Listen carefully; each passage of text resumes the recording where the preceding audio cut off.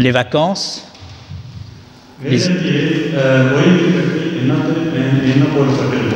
les enfants, les jeunes, nos ados ne sont pas à l'école.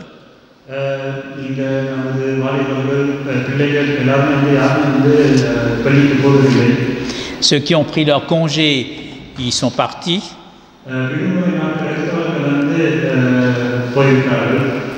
Et peut-être vous-même, vous êtes en congé, mais vous n'êtes pas parti, vous êtes là.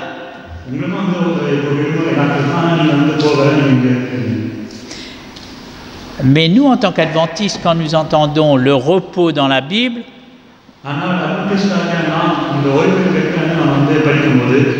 la première idée qui nous vient à l'esprit, c'est le sabbat.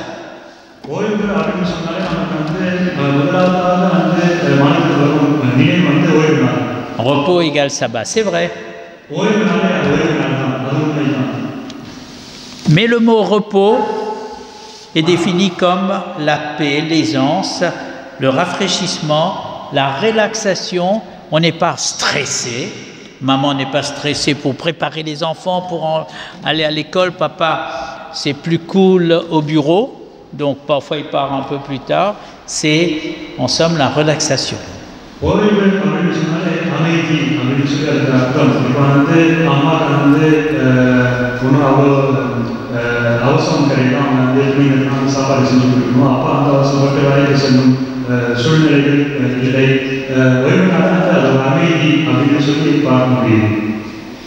Je me rappelle quand j'avais 7, 8 ans, 10 ans, on était à l'école.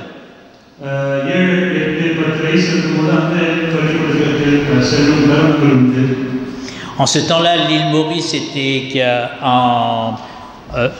était avec l'Angleterre.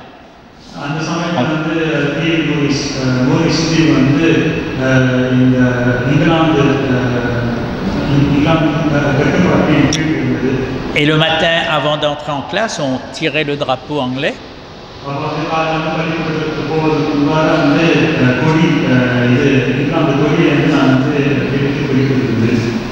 Et le prof, la maîtresse disait « Attention !»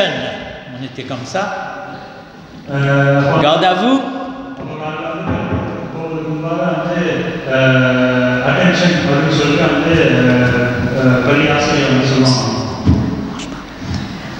Donc, il y avait cette idée de stress. Il ne fallait pas bouger, il ne fallait même pas bouger la tête. Hein.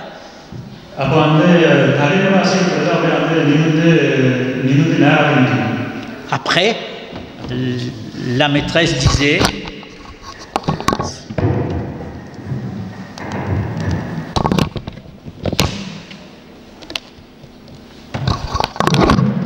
après, attise.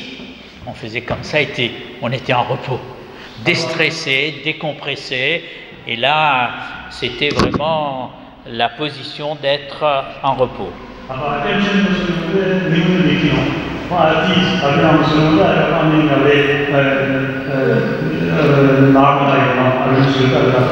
Comme on est un peu dans cette période juillet-août, en septembre, ce ne sera pas ça. Ce sera le stress et puis...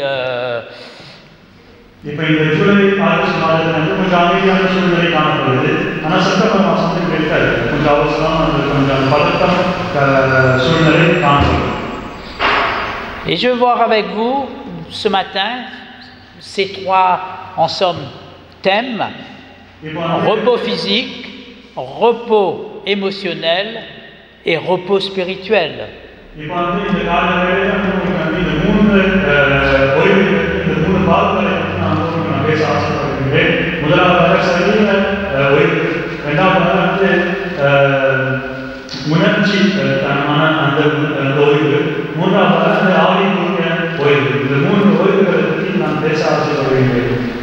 Ce matin, quelqu'un employait le mot holistique. Je crois que c'était dans l'école du sabbat peut-être. Donc, c'est l'homme, l'être humain est en bloc. Donc, on ne peut pas le séparer. Il y a trois dimensions. Dimension physique, émotionnelle, spirituelle. Si le côté physique bodybuilding, ainsi de suite, je fais l'exercice, ça marche, mais si émotionnellement je ne maîtrise pas, ce sera difficile. Je ne peux pas t'oublier.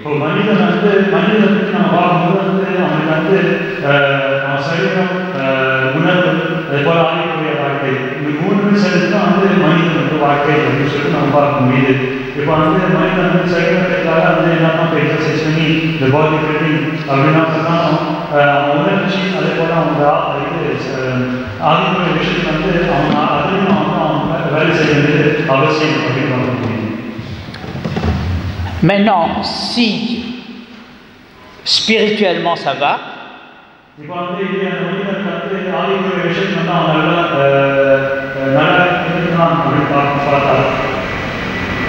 et que je néglige le côté physique,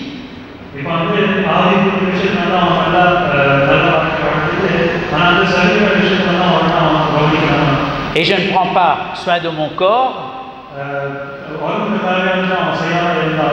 je passe beaucoup de temps dans la prière, beaucoup de temps dans le jeûne, beaucoup de temps à prier, ainsi de suite, et je laisse cet aspect physique, ce n'est pas bien non plus.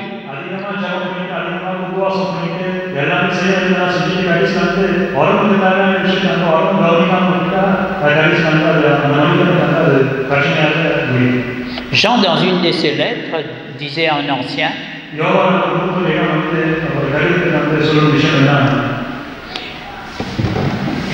j'espère que tu vas prospérer physiquement comme prospère l'état de ton âme. Voilà, l'état de son âme, ça allait, mais il avait abandonné le physique, ça n'allait pas.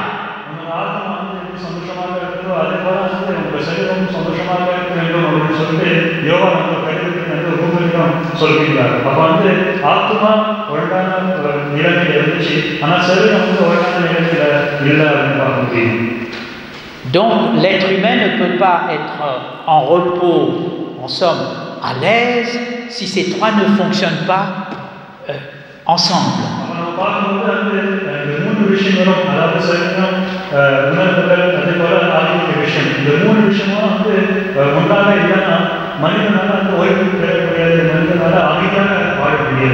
Il faut faire de l'exercice, manger, bouger.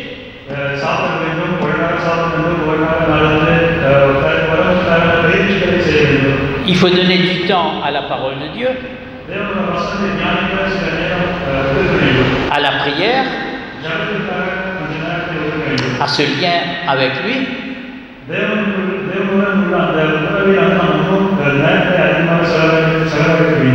Émotionnellement, pour que je puisse être à l'aise vraiment, il faut que les trois puissent jouer, physique, émotionnel et spirituel. Donc émotionnellement, ça ne doit pas clocher non plus. Je ne dois pas être stressé de ce côté.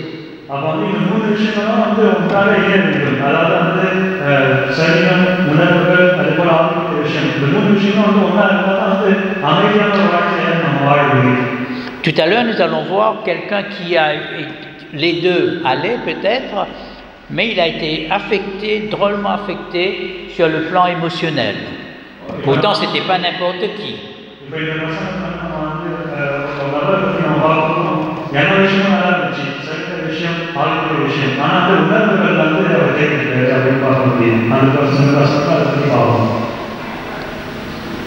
Le repos, c'est la détente, repos spirituel, temps de rafraîchissement, c'est un peu ce temps où je suis en contact avec Dieu, le Saint-Esprit m'aide pour pouvoir être en relation avec le ciel. Ça, c'est très très important.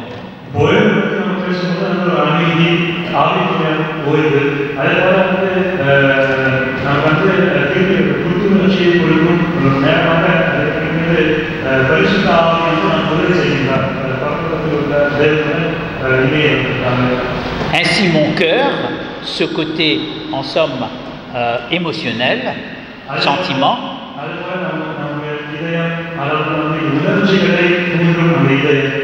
mon cœur ne peut pas être dans la joie si, en somme, ma langue dit du mal de l'autre et je suis vraiment, j'arrive pas à pardonner, j'arrive pas à demander pardon, et cet aspect ne joue pas non plus.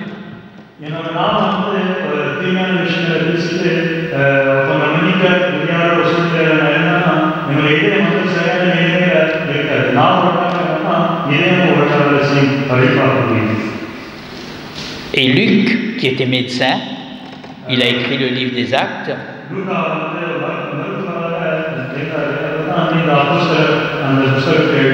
Il guérissait, il soignait ceux qui avaient des problèmes de maladies physiques.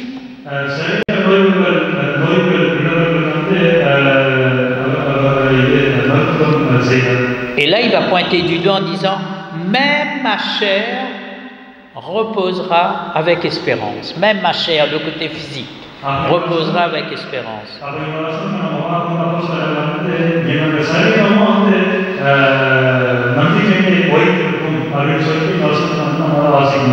C'est sérieux ce que je dis là maintenant.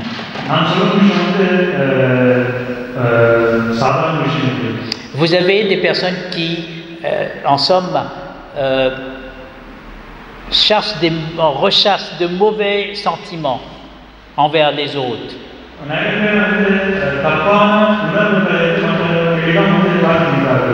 Qui n'arrivent pas à pardonner. Mais peut-être pour eux, avec Dieu, entre Dieu et cette personne, ça va, mais bien souvent, il attrape ce qu'on appelle des maladies psychosomatiques à cause de son psychique qui n'est pas en repos.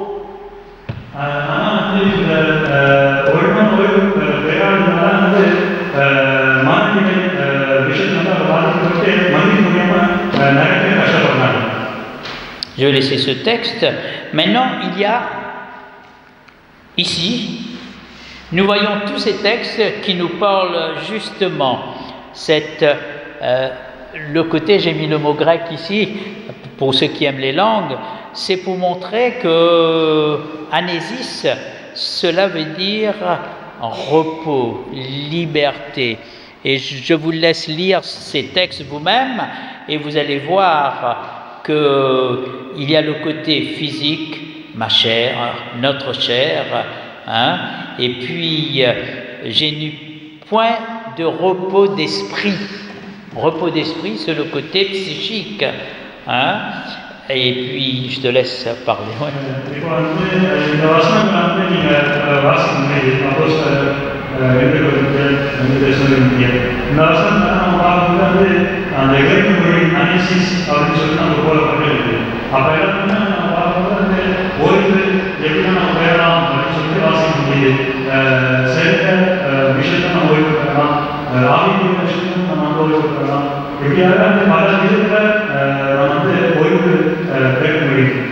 Nous sommes sur cette terre, nous savons qu'il y a pas mal de problèmes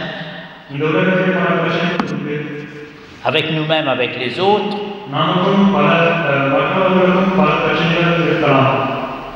Donc, pour être en repos, pour que on soit vraiment, on peut jouir de ce repos que Dieu désire nous donner.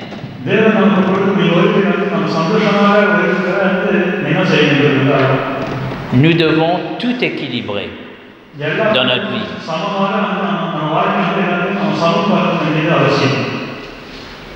Mais un jour, le dernier texte, de vous donner, à vous qui êtes affligés, tristes, votre émotionnel, ainsi de suite. Vous êtes attristé, vous n'êtes pas. Quand on est triste, on n'est pas détendu, on n'est pas en repos. Hein? Donc, de reposer avec nous, du repos avec nous, lorsque le Seigneur Jésus apparaîtra. C'est seul là où il y aura le repos parfait. Et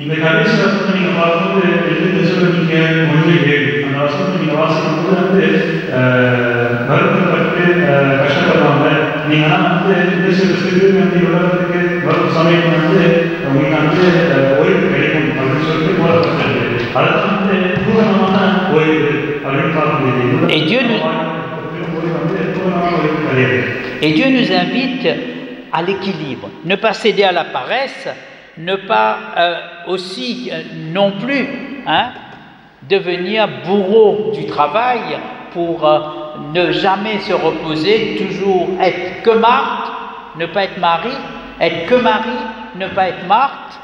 Dans la Bible, vous connaissez Marthe et Marie, donc Marthe était à la cuisine, Marie était au pied de Jésus. Marie s'est fâchée en disant, tu ne peux pas dire à ma sœur de m'aider?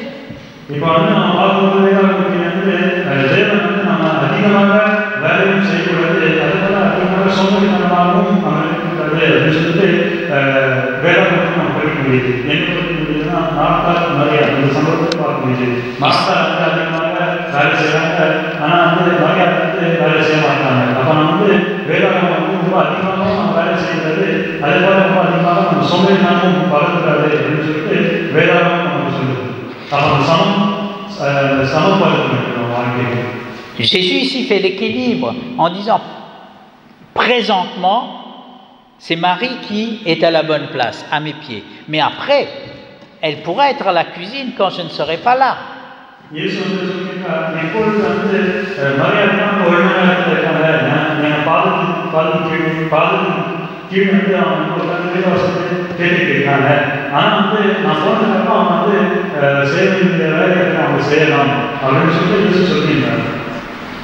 Deuxième notion de repos dans la Bible, c'est demeurer, être installé, être stable.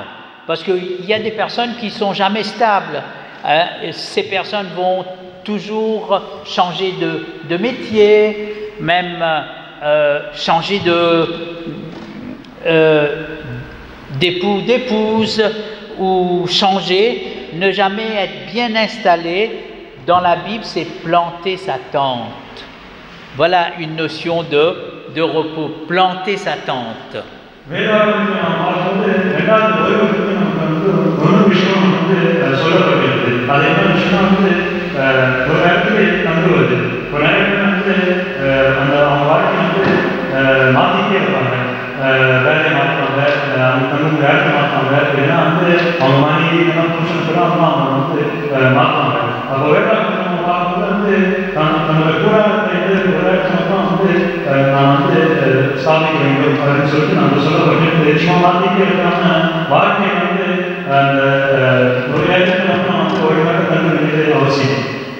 Cela veut dire que nous devons, à la maison, tout faire pour que ce soit un lieu de repos où on est stable, bien. Chacun doit jouer son rôle, père, enfant, maman, papa. Chacun joue son rôle pour que ce lieu puisse être un lieu de repos stable, qu'il n'y ait pas il y aura toujours des frictions, on n'est pas au ciel, chacun a son caractère, je ne vais pas rentrer dans les détails, mais tout faire de son côté pour qu'il y ait la paix.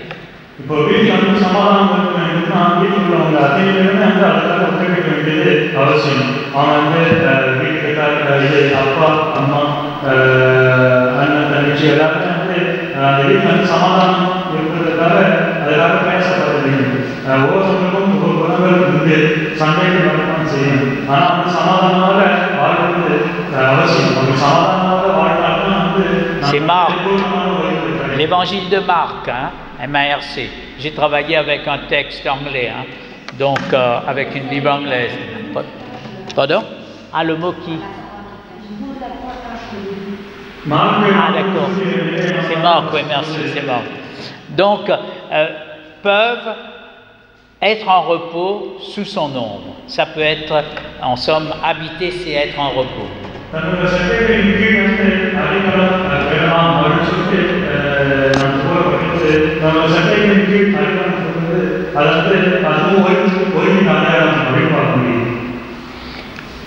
Voilà ce que dit 1 Chronique 22, le verset 9. Voici te naître un fils qui sera un homme de repos, un fils qui sera un homme de repos, un homme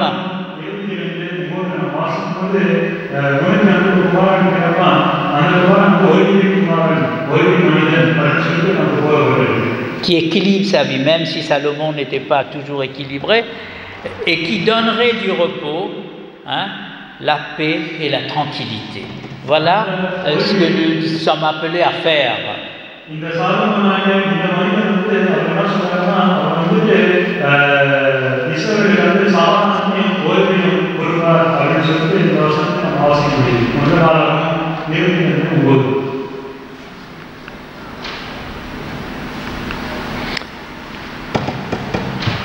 En Chronique, c'est David ici, quand David dit « L'Éternel, le Dieu d'Israël, a donné du repos à son peuple, et il habitera pour toujours à Jérusalem. » Dieu est un Dieu, son plan c'est donner du repos. Et nous devons tout faire pour accueillir ce repos que Dieu nous donne dans tous les domaines physiques, psychiques et spirituels.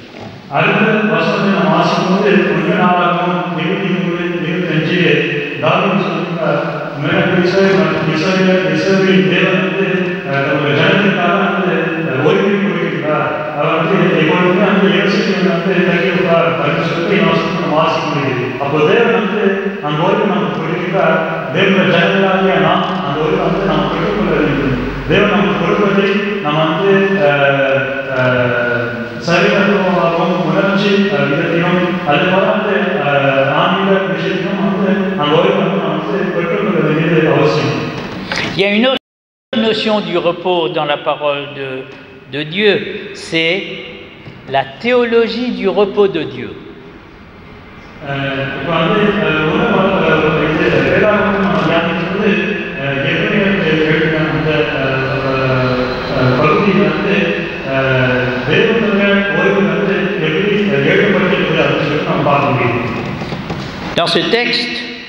Dans ce texte, nous voyons Hébreux 3, le verset 11. « Je jurerai donc dans ma colère, ils n'entreront pas dans mon repos. » Pourquoi? Parce qu'ils étaient désobéissants. Et puis, ils n'ont pas, en somme, accepté Jésus-Christ.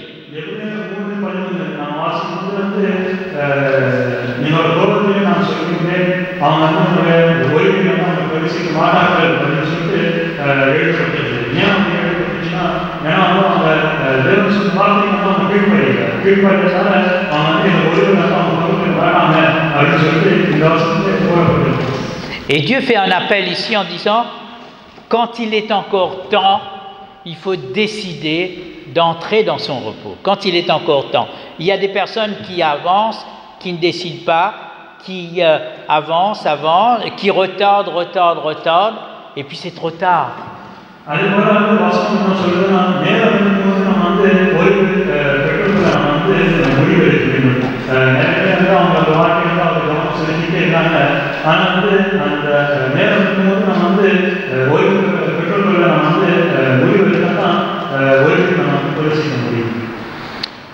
Donc, voilà, il y a donc un repos de sabbat réservé au peuple de Dieu.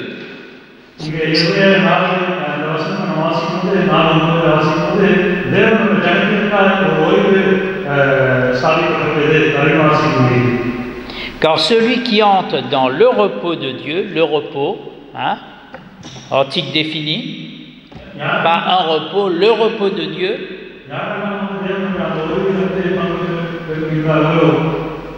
se repose de ses œuvres comme Dieu s'est reposé des siennes.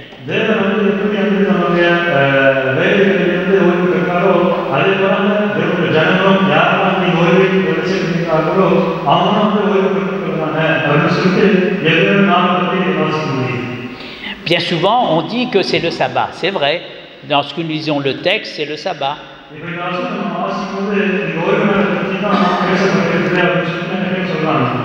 Mais l'Épître aux Hébreux ne traite pas le problème du sabbat. Seulement. L'Épître aux Hébreux traite le problème, ce que Dieu a fait à travers Jésus-Christ pour que nous puissions entrer à partir d'ici-bas dans un repos avec lui, comme ce matin, et quand nous allons rentrer à la maison, quand ce repos, cette paix, la paix avec Dieu, ce repos, c'est à travers Jésus-Christ que nous avons cette paix en Dieu.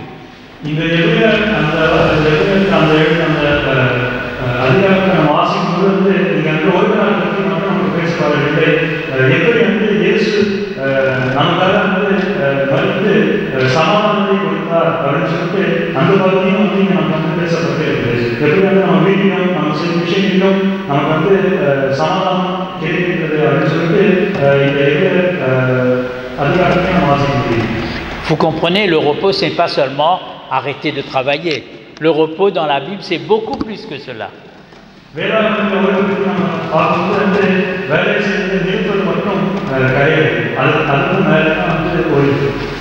Cinquième dimension du repos. Je donne du repos. Jésus donne du repos à ceux qui viennent à lui.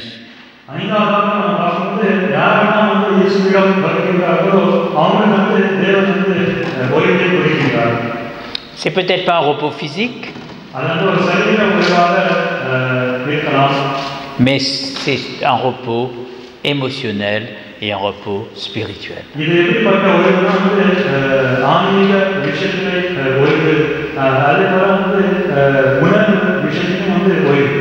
Venez à moi, vous tous qui êtes, quand on est fatigué, chargé, on n'est pas en repos, même si c'est juillet-août.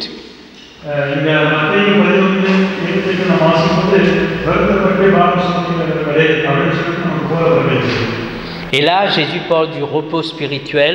Prenez mon joug sur vous et recevez mes instructions, car je suis doux et humble de cœur, et vous trouverez du repos pour vos âmes. Le repos spirituel.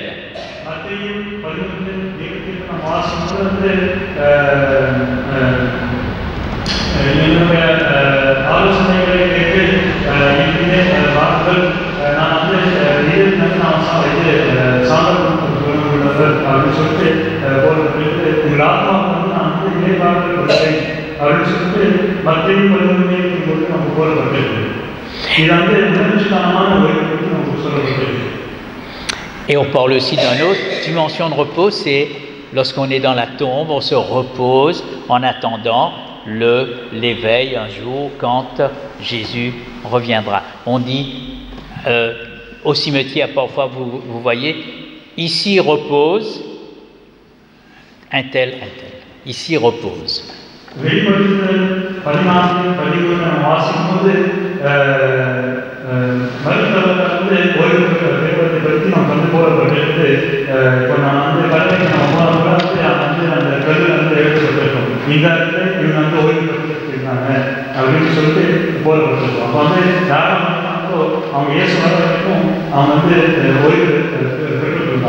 Nous avons été créés à l'image de Dieu. Équilibrés. Physique, psychique, spirituel.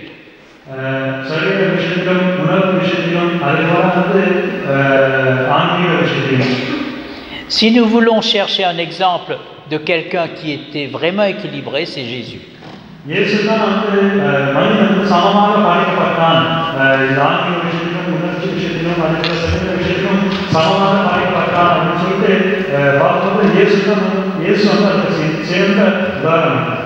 Il savait quand il était fatigué et qu'il fallait se reposer.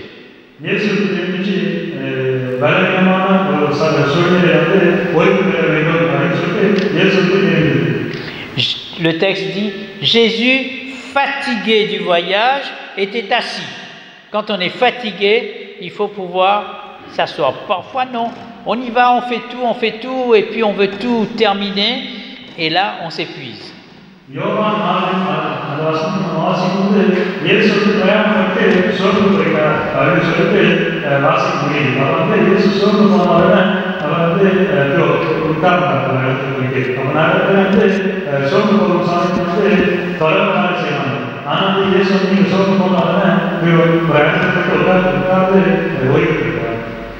Et il était équilibré, Jésus, au point de vue spirituel. Il était en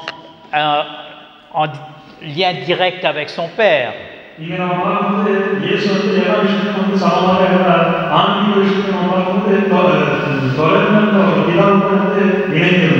Même si vous allez voir, on a la possibilité de voir l'agenda de Jésus-Christ.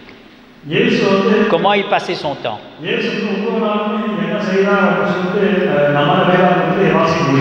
Depuis le matin jusqu'au coucher du soleil. Vous lisez Marc 1, vous allez voir. L'évangile de Marc, chapitre 1er. Vous allez voir comment Jésus était occupé, mais il trouvait du temps pour la spiritualité, pour nourrir son âme. Il avait besoin.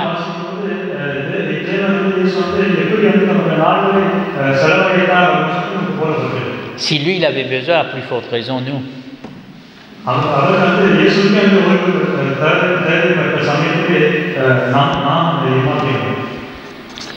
On a vu ces textes nous avons vus, on va pas. Je vais vous donner quelqu'un maintenant qui était, au point de vue physique, ça allait, au point de vue spirituel, ça allait, mais au point de vue émotionnel, ça n'allait pas du tout.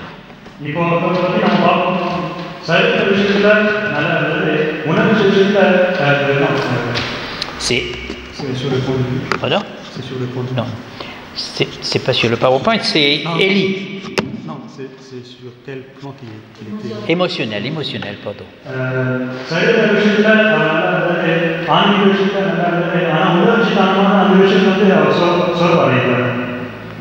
Donc c'est Élie qui, en somme, vous allez prendre 1 roi 19.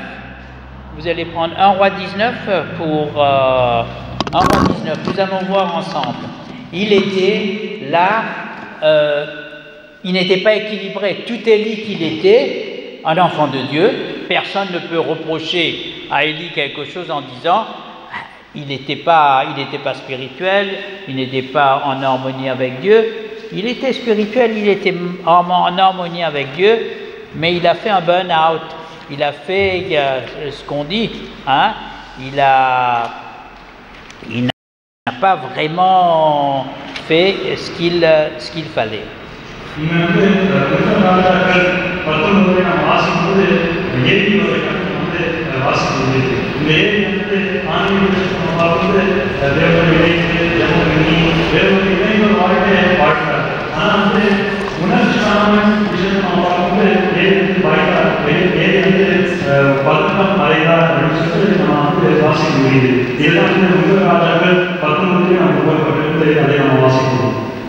Voilà, ici, merci beaucoup. On a ici le Élie qui, après le mont Carmel, vous connaissez, vous pouvez lire chez vous, ce serait bien. Après le mont Carmel, il a rencontré une grande victoire avec Dieu sur les adorateurs de Baal.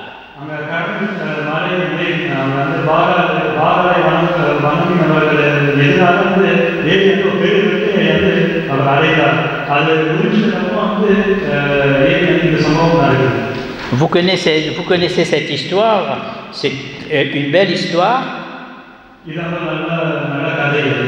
Et après cette victoire, il va tuer 400 prophètes Baal.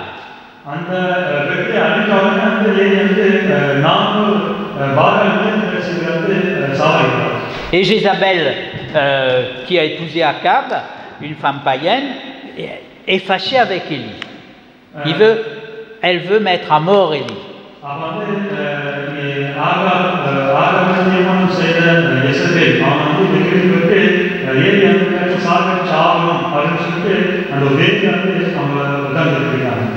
Élie maintenant va prendre la fuite. Il va marcher.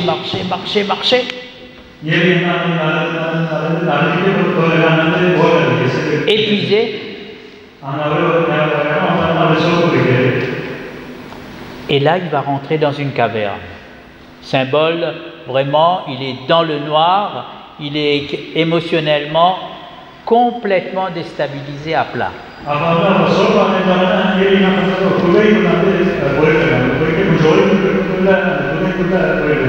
Son esprit n'allait plus.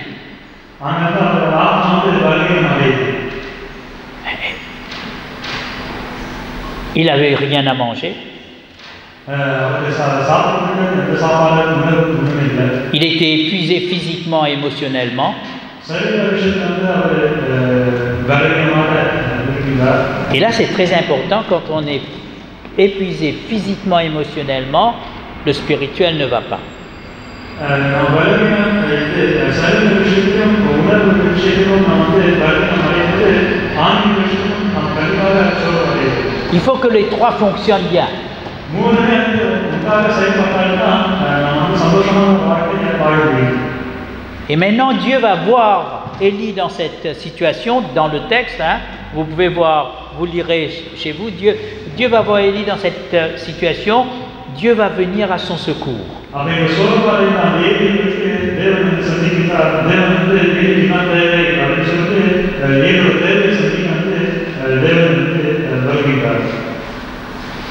Dieu va venir à son secours, il va dire, que fais-tu ici, Élie? Qu'est-ce que tu fais ici? Au verset 9, que fais-tu ici, Élie?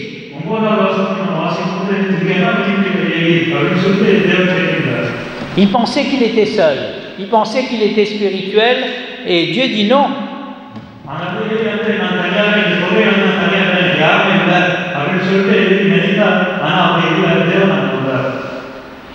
Et puis, aussi au chapitre 12, hein, au chapitre 13, vers 23. Hein, que fais-tu ici, Élie? 23. Que fais-tu ici, Élie? Non, 13. Verset 13. 1 Roi 19, 13. Que fais-tu ici, Élie?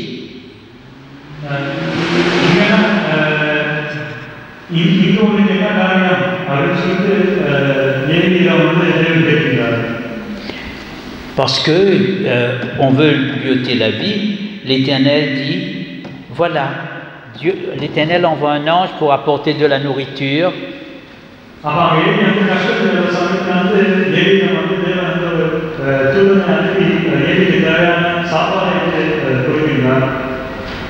En somme, Dieu dit, tu as besoin de te nourrir, tu as besoin de te fortifier. Voilà, je t'apporte de la nourriture. 2 fois, il va manger.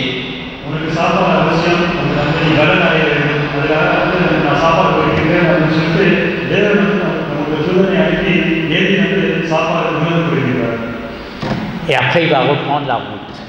Magnifique. Il va retrouver les forces, mais comment il est arrivé là? Parce que émotionnellement, il n'a pas fait attention. Sur le plan émotionnel, il était fragile de ce côté.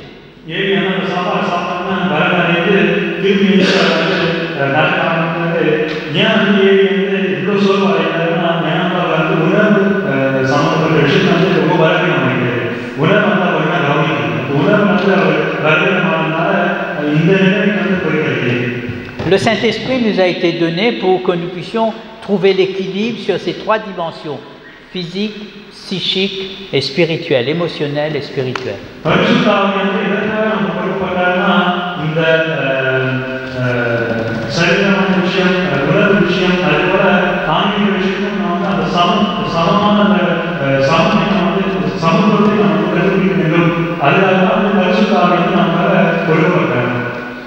Dieu nous a envoyé Jésus-Christ pour que nous puissions suivre son exemple, être équilibrés sur ces 3 domaines.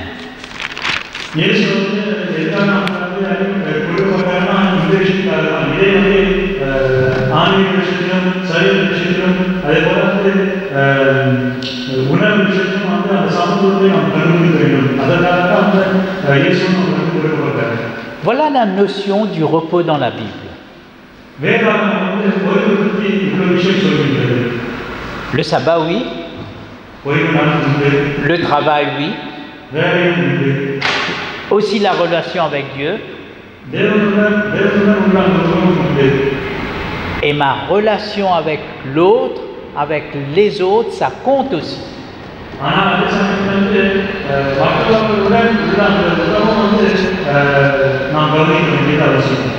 C'est pourquoi Paul dit, aussi longtemps que cela vous est possible, il faut être en paix avec tous. அதான் பவுல் சொல்கிறார், உங்களால் முடிந்த அளவுக்கு நீங்கள் எல்லா பொருளும் சமாதானமாக வாழுங்கள் அப்படின்னு சொல்லிட்டு பவுல் சொல்கிறார். Donc, si on est affecté émotionnellement, on dit il boit du noir. Hein, en français, on dit il boit du noir, il voit que le côté négatif.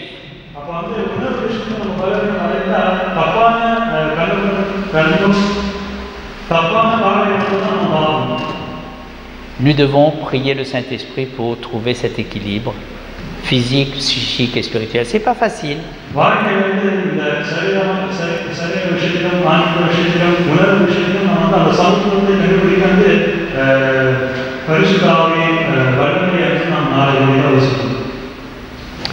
Dieu nous a donné le Saint-Esprit. Parfois, on lui demande de faire des choses pour nous. Aide-moi.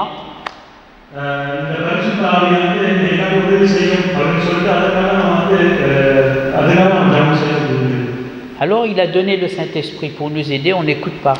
On continue par prier. Aide-moi, aide-moi, aide-moi.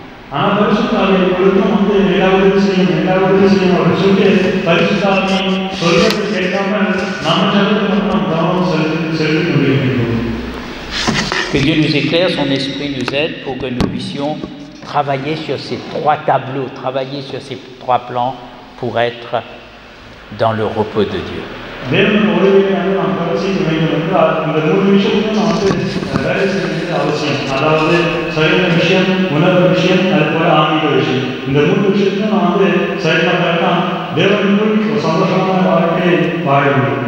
Et je vais terminer sur ce texte.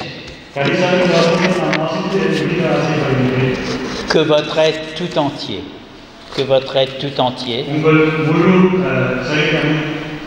soit trouvé irrépréhensible, irréprochable.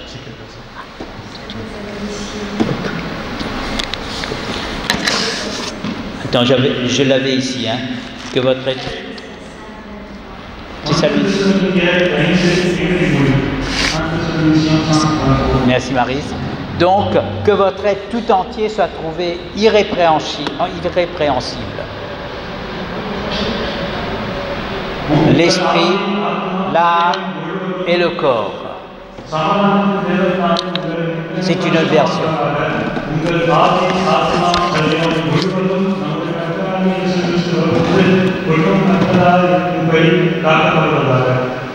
Que Dieu nous aide à chercher cet équilibre et à être constamment dans le repos.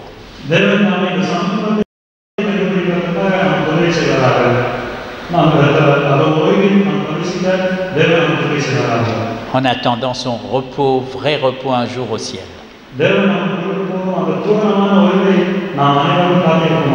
Comme un cantique dit, doux repos, paix parfaite.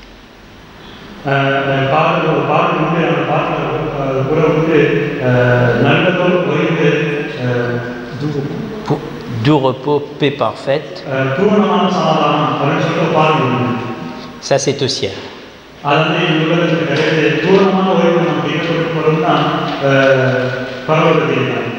Continuons à être, pour la gloire de Dieu, pour nous-mêmes et pour les autres, équilibrés physiquement, psychiquement et spirituellement.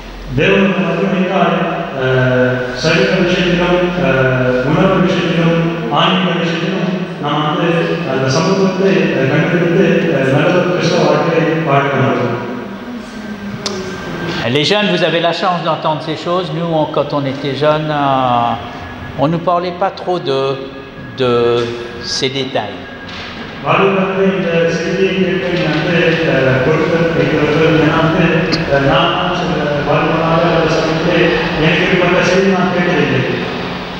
Que Dieu nous aide, amen.